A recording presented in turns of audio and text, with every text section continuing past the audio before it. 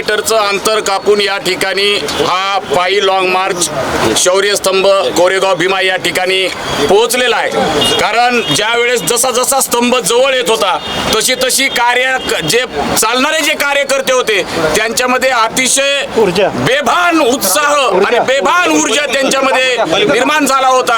आपण पाहतात सर्वजण या प्रक्रियेमध्ये अनुसूचित जातीचं उपवर्गीकरण ही प्रक्रिया राज्य शासनानं तात्काळ थांबवावी या मागणीसाठी या पायी लॉंग मार्चचं आयोजन करण्यात आलं होतं। आणि आता ज्या पद्धतीनं राज्य शासन आजचा 9वा दिवस असताना देखील राज्य शासन या आंदोलनाकडे या लॉंग मार्चकडे दुर्लक्ष करत आहे।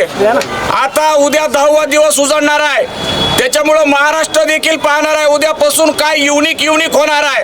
कारण हा महाराष्ट्रातला पूर्ण आंबेडकरवादी जो भीमसैनिक आहे तो या ठिकाणी मंत्रालयाच्या दिशेनं दिनांक 26 जून 2026च्या दृष्टिकोनातून तो तयारी करत आहे। त्याच्यामुळं माझं फडणवीस सरकारला सांगणं आहे आणि या सामाजिक न्याय मंत्र्याला देखील सांगणं आहे की तुम्ही आता या आंदोलनाला हलक्यात घेऊ नका।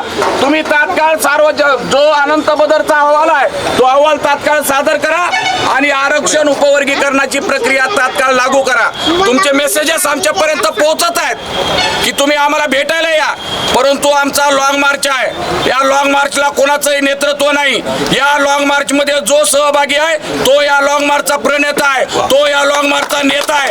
त्याच्यामुळे तुम्हाला जर आमच्याशी बोलायचं असेल तर या ठिकाणी जिथं लॉंग मार्च असेल त्या ठिकाणी तुम्ही या, तुम्ही बोला, परंतु आम्ही त्या ठिकाणी येणार नाहीत। आणि जर तुम्ही आरक्षण उपवर्गीकरणाची प्रक्रिया तुम्ही सांगितलं 2 महिन्यामध्ये लागू करणार आहेत म्हणून, फक्त लागू करा। महाराष्ट्र अनिश्चित काळासाठी बंद केल्याशिवाय इथला हा भीमसैनिक शांत बसणार नाही, एवढं तुम्हाला या ठिकाणी सांगतो। आपण शौर्य स्तंभाच्या ठिकाणी आलेलो आहोत। या ठिकाणी कोरेगाव भीमा शौर्य स्तंभाचे प्रमुख सर्वच जण यांनी ज्या पद्धतीनं अत्यंत चांगल्या पद्धतीनं चोख नियोजन त्यांनी केलेलं आहे, तर आपण सर्वप्रथम शौर्य स्तंभाला आपण सर्वजण मिळून अभिवादन करू आणि इथून पुढच्या आंदोलनाला आणखी तीव्र कसं करता येईल यासाठी आपण सर्व भीमसैनिक मिळून प्रयत्न करू। जय भीम।